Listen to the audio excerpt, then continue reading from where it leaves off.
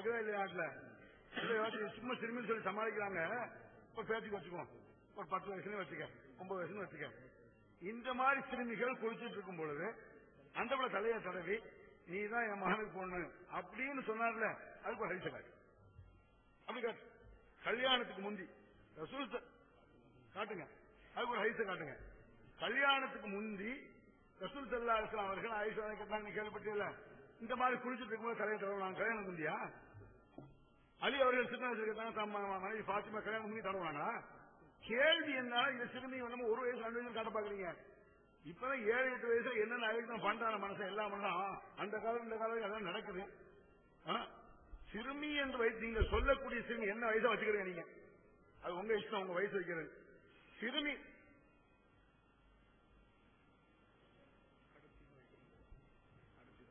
இப்போ சகீரத்து அப்படிங்கிறதுக்கு சிறுமிதான் அப்படி என்ற அர்த்தம் அரபிக் மிஷின்ல நம்ம காமிச்சோம், குர்ஆனுடைய வசனத்தை காமிச்சோம். அந்த தரப்புல இருந்து ஹதீஸ்ல காமிக்கல. மூக்க இப்படி தொடுங்க எங்கிட்ட சுத்துறான் அப்படித்தானே விளங்குது. குழந்தைலாம் இருந்துச்சுல, நம்ம சகீரத்து சிறுமிங்கிறது குர்ஆன் ஹதீஸா வசனம் கேட்கிறோம். இப்படி இல்ல இப்படித்தானே வைக்கணும். 3 வயசுல குழந்தை பிறச்சா ஏன் மூக்கு சுத்தி தொடுறீங்க? டைரக்ட் குர்ஆன்ல இருக்கா தாங்க ஒப்புக்கொள்றோம், ஹதீஸ்ல இருக்கா தாங்க ஒப்புக்கொள்றோம். இது இப்படி விளங்குது, அப்படிதான் விளங்கணும். இது வேணாங்கிறோம். குர்ஆன் ஹதீஸ் டைரக்டா தரணும், நாங்க ஒப்புக்கொள்றோம். நீங்க ஒரு ஹதீஸ போய் நாங்க ஒப்புக்கொண்டு போயிட்டே இருக்கிறோம். அதை விட்டுப்படி இப்படி விளங்குகிறது, அப்படி விளங்குகிறது, இப்படிதான் விளங்க வேணும், இதே வேணாங்கிறோம். குர்ஆன் டைரக்ட் நாங்க அப்படி செய்யல. நாங்க பாருங்க குர்ஆன்ல தந்தோம், அப்படியே சுத்தி வந்தோம். நாங்க ஹதீஸ்ல தந்தோம், சுத்திக்கிட்டா வந்தோம்.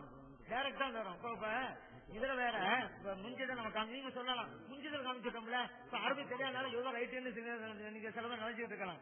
இதுல பாருங்க என்ன சதுரு போட்டிருக்கு, ஆச்சரியம் இருக்கு. பெரியவருக்கு எதிர்ச்சொல். இப்ப பெரியவள் அப்படின்னு நம்ம சொல்லணும்னு வச்சுக்கிறோங்க, எதிர்ச்சொல் என்ன? சிறியவள் தான் வரும். சரிதானா? பெரியவருக்கு எதிர்ச்சொல் அப்படித்தானே. அதுக்கு அடுத்து அதுக்கு மட்டும் இல்ல, வல் அலீம் பிரம்மாண்டம் என்பதற்கும் எதிர்ச்சொல். அதாவது இப்படி வச்சுக்கிறோம், பெரிய எதிர்ச்சொல் என்னங்க? சிறிய அப்படின்னு சொல்லுவீங்க. மிகப்பெரிய அப்படின்னு வச்சுக்கிறோங்க, எதிர்ச்சொல் எப்படி வரும்? மிகச்சிறிய வரும். இப்ப நம்முடைய அர்த்தத்துக்கு தான் அவங்க தள்ளி காமிச்சிட்டு போய் ஆதாரம் காமிச்சிட்டு போயிருக்கிறாங்க. அப்படிதான் இருக்கு. சதீர் என்பதற்கும் தான் பெரிய என்பதற்கும் எதிர்ச்சொல், பிரம்மாண்டம் என்பதற்கும் எதிர்ச்சொல். அப்படின்னா என்ன அர்த்தம்? சிறுமி நம்ம சொல்றோம், அவங்க சொல்றோம் இல்ல இல்ல மிகச்சிறுமிங்கிற அர்த்தம் இருக்குன்னு சொல்லிட்டு போயிருக்காங்க. அதெல்லாம் ரொம்ப வசதியா போச்சு இப்ப நமக்கு. அதனால அங்க அப்படியே நான் பாருங்க. அப்ப இது முடிஞ்சதுன்னு சொன்னது சரியில்லைன்னு ஆகி போச்சு. இல்ல அப்படி இல்லைன்னா அவங்க சொல்லணும், நம்ம கேட்க நம்ம எந்தக்கும் தயாரா இருக்கிறாங்க. உண்மைன்னு சொன்னா எந்த தயாரா இருக்கிறோம்.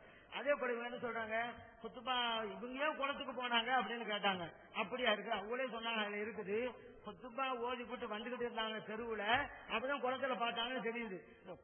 பெண் பார்க்க குளத்துக்கா வருவார்கள் அப்படியா இருக்கிறாங்க. அப்படி இருந்தாலும் கேட்காங்க ஒப்புக்கொண்டோம். பெண் பார்ப்பதற்காக குளத்துக்கு சென்றார்கள், சாமிகள் ஒப்புக்கொண்டு போய்கிட்டே இருக்கிறோம். அடுத்த பரிசுக்கு வரலாம். நாங்க தான் ஒப்புக்கொள்றோமாங்க, இல்லாததை ஏன் சொல்றீங்கன்னு தான் கேட்கிறோம். அதுல இருக்குது என்ன, பத்மா பரிசம் முடிச்சுட்டு தெருவில் நடந்து போனாங்களாம், வர்ற அந்த குளத்துலதான் குளிச்சுட்டு இருந்தாங்களாம் அப்படின்லாம் இருக்குது. சரி, இப்ப அதுக்கு நம்ம பயிர் சொல்லிட்டோம். இல்ல இல்ல தெரிஞ்சுதான் போனாங்கன்னு சொன்னா அப்ப சாலுமன் ஆட்சிக்கு மறைவான விஷயம் தெரியும் ஒப்புக்கொள்றீங்கன்னு அர்த்தமாகும். அங்க இருக்கும் போதே இந்த 2 சின்ன அங்க இருக்கிறாங்க தெரிஞ்சு போச்சு, அதை கரெக்டா ஒரு ஆள் அர்த்தம் வரும் என்ன. அதனால இப்ப மறைவான விஷயம் இல்லைன்னு சொல்றீங்க. இது ஒரு விஷயம். அடுத்ததாக இப்ப ஒரு சிறுமியை பார்த்து என் மகனுக்கு முடிச்சுக்கிறோம்னு சொல்லுவாங்களா? அதுல இருந்து சிறுமி இல்லைன்னு தானே வழங்குது. இது எல்லாம் அரபி வாசத்தை பார்க்கறதுனால வந்தவன அந்த சிறுமியை பார்த்து நீ என் மகனுக்கு சொன்னாங்களா, அதை காமிக்க முடியுமா? காமிச்சிருக்கோம், ஒப்பு கொண்டு போயிட்டே இருக்கிறோம்.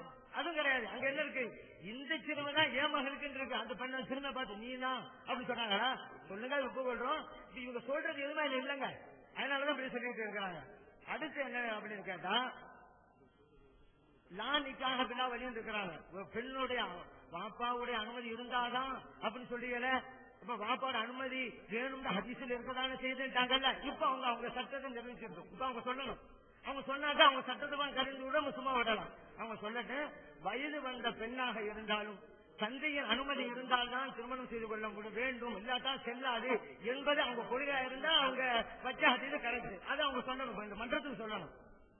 அதாவது வாப்பாட அனுமதி இருந்தாலும் வயது வந்தோடைய பெண்மனுடைய நிகா செல்லும், இல்லாவிட்டா செல்லாது அப்படின்னு அவங்க நிலை கொண்டிருந்து இந்த ஹதீஸை காட்டியிருந்தா கரெக்ட் ஆகும். அப்ப எங்க கொள்கை வேற, நாங்க சொல்ற ஹதீஸ் வேற அப்படின்னு ரெட்டை நிலைப்பாடு கூடாது. சொல்லிட்டாங்க அப்படின்னு சொன்னா அவங்க கொள்கை பிரகாரம் இதை பாதிட்டு இருக்காங்க நம்ம நினைக்கலாம். இந்த மன்றத்துல அவங்க இந்த விஷயத்துல கொள்கை என்னங்கிறது அவங்க சொல்லி ஆகணும். இதை நாங்க ஏற்கனவே வச்ச கேள்வி லிஸ்ட்ல இதையும் சேர்த்துட்டோம். அஸ்ஸலாமு அலைக்கும் வரஹ்மத்துல்லாஹி வபரகாத்துஹு.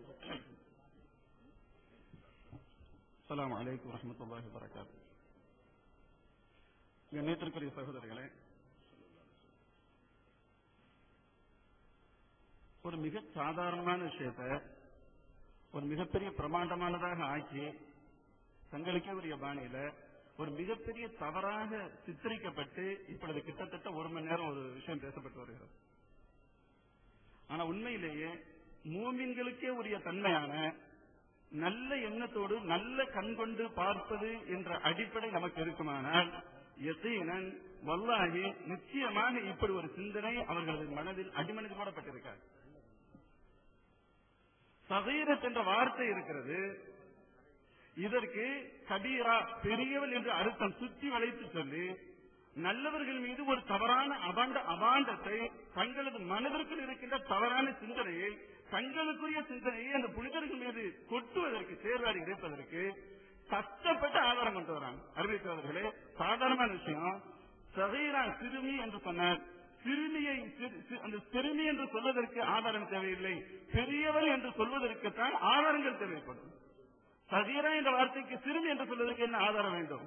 ஆனாலும் கூட அந்த வாசக அமைப்பு, எந்த வாசகத்தை இவர்கள் குறை சொல்கிறார்களோ அந்த வாசகத்தில் சிறுமி என்ற வார்த்தை என்பது மட்டுமல்ல, அவர்கள் சிறுமியாகத்தான் இருந்திருக்க வேண்டும் என்பதற்கு அத்தனை சூழ்நிலை அத்தாட்சியிடம் அந்த வார்த்தைகள் அறிவிக்கின்றது. நான் ஒவ்வொன்றாக சொல்கின்றேன். முதலில் குழந்தைகள் குத்மாவுக்கு பின்னால போனாங்க. ஷாஹமீது நாயகம் பார்த்தாங்க குளத்துக்கரையில. எவ்வளவு ஒரு தவறான ஒரு வாசக அமைப்பை பாருங்க. அது எப்படி வேண்டுமானாலும் சொல்லலாம். தடவி பொம்பளையை தடவினாங்க. ஹஜ்ரத் ரசூலுல்லாஹி ஸல்லல்லாஹு அலைஹி வஸல்லம் யதீம்களுடைய தலையை தடவினார்கள். சொல்ற துணியில இருக்கு. எதற்கு, எந்த அர்த்தம் சொல்ல வேண்டும், எப்படி சொல்ல வேண்டும்? ஒரு தந்தையை தனது குழந்தையை தடவுவதற்கும் ஒரு ஆண் தனது காதலியை தடவுவதற்கு வித்தியாசம் இல்லையா? மூமின்களுக்குரிய தன்மை என்ன? ஏன் தவறாக சித்தரிக்கின்றீர்கள்? ஏன் இருக்கின்ற அர்த்தத்தை அனைத்தையும் விட்டுவிட்டு இல்லாத ஒரு அர்த்தத்தை கற்பனை செய்து சொல்வதற்கு என்ன காரணம்? உங்களுக்கு அடிப்படை துவேஷத்தை தவிர்த்து என்ன காரணம் இருக்க முடியும்? அருமை சகோதரர்களே, நான் வேலையில் சொல்கின்றேன். இந்த வார்த்தையை பாருங்க. பகலில் பெரிய பொம்பளை பெரியவங்க அழகு கண்ணி தடவுனாங்க அப்படின்னு சொல்றீங்களே, உண்மையிலே ஒரு நல்ல ஒரு இஸ்லாமிய பெண் பட்டப்பகலில் மக்கள் நடமாடுகின்ற பகுதியில் குளத்தங்கரையில் குளித்திருக்க முடியுமா? இது எந்த இஸ்லாம் ஏற்றுக்கொள்கின்றது? செய்திருப்பார்களா? அடுத்த விஷயத்துக்கு வாருங்கள். ஹூர் என்று வந்திருக்கு. ஹூர் என்ற அழகிய பெண். ஒரு குழந்தையை பார்த்து நீ ஹூரை போட்டு இருக்கின்ற என்று சொல்வதில்லையா? என்ன அழகு! ஹூரின் மாதிரி இருக்கேன் குழந்தை. ஒரு குழந்தையை சொல்லுகின்ற வார்த்தை இல்லையா? இந்த வார்த்தையை பெரியவன் என்பதற்கு உங்களுக்கு எங்கிருந்து தெளிவு கிடைத்தது? அதே போன்று தலையை தடவினார்கள். ஏற்கனவே சொன்னேன், தடவினார்கள் என்பதற்கு என்ன இப்படிப்பட்ட ஒரு அபாண்டமான சூழ்நிலைக்கு தக்க அர்த்தம் சொல்ல வேண்டியது இல்லையா? அந்த மகான் அவர்கள் தடவுகின்றது கூட எப்படி சொன்னார்கள் இந்த வார்த்தை அவர்களுக்கு தெரியுமா? ஆதிஹி இப்னதி இப்னி யூசுப், எனது மகன் யூசுஃபிற்கு உன்னை எனது மகனாராக எடுத்துக் கொள்கின்றேன் என்ற அர்த்தத்தை உபயோகிக்கின்றார்கள். அருமை சகோதரர்களே, ஒரு தந்தையுடைய ஸ்தானத்தில் இருந்து குழந்தை மகள் என்ற ஸ்தானத்தில் தான் தலையை தடவினார். அப்படியே ஒப்புக்கொண்டார். அந்த எண்ணத்தில் தடவினார் என்று வருகின்ற பொழுது இல்லாத ஒரு அர்த்தத்தை பெரியவளாக காண்பித்து தடவுதல் என்று ஒரு மிக தவறான ஒரு அர்த்தத்தை சுட்டி காண்பிப்பதற்கு காரணம் என்ன? அது மட்டுமல்ல அவர்களே, பின்னாடியே இருக்கு. அங்கே சகீரத்தை வேண்டுமானா இல்ல நாங்க ஆதாரத்தை வச்சு கபீராட்டை நிரூபிச்சு சாதனை குற்றவாளி கொண்டு ஏற்றுவோம், அவங்க இப்படி பண்ணாங்கன்னு சொல்லுவோம்னு சொல்லலாம். இன்னும் கீழே வாருங்கள். சும்மா சஅல அன் வாலிததி ஹாதைனி சபியத்தை என்ற வார்த்தை வருகின்றது. சபியா என்று சொல்வதற்கு நீங்கள் பெரியவர் என்ற அர்த்தம் சொல்ல போகின்றீர்களா? நீங்க சொன்னாலும் சொல்லுவீங்க. அதுக்கு ஏன் தெரியுமா? நம்முடைய சிந்தனை என்னவென்று சொன்னார், சாவுகளின் மகான்களை புனிதர்களை கொச்சைப்படுத்த வேண்டும், புனிதர்களை இழிவுபடுத்த வேண்டும், புனிதர்களுடைய புனிதத்தன்மையை மூவனுடைய கல்வியிலிருந்து எடுத்து எறிய வேண்டும். அப்பொழுதுதான் நம்முடைய வண்டி ஓடும். இதை தவிர்த்து என்ன இருக்க முடியும்? சரி, ஒரு விஷயம் தெளிவாக உதாரணத்துக்கு மிக தெளிவாக இருக்கின்றது. உண்மையிலேயே ஒரு விஷயம் தெளிவாக தெரியவில்லை என்று சொன்னால் கூட ஒரு மூமின் நான் மூமின் என்ற தரத்திலும் அந்த நிகழ்ச்சி யாரோடு இணைக்கப்படுகின்றது என்ற தரத்தில் வைத்து பார்த்தால் அருமை சகோதரர்களே, இது யாருக்காவது சந்தேகம் இருக்குமா?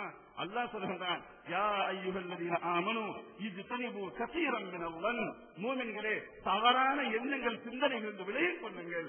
இன்ன பஅதல் ظنி இஸ்முன், தவறான சிந்தனைகள், தவறான எண்ணங்கள், கற்பனையான சிந்தனைகள் பாவம், அது பாவத்தில் கொண்டு போய் சேர்க்கும் என்று அல்லாஹ் குறிப்பிடுகின்றான். அருமை சகோதரர்களே, இந்த ஆயத்தை அடிப்படையாக வைத்து சொல்லப்படுகின்ற இந்த வார்த்தைகள், சுற்றுச்சூழல்கள் அனைத்தும் நீங்கள் தெளிவாக பார்த்தால் இதற்குமே நீங்கள் போகவே மாட்டீர்கள்.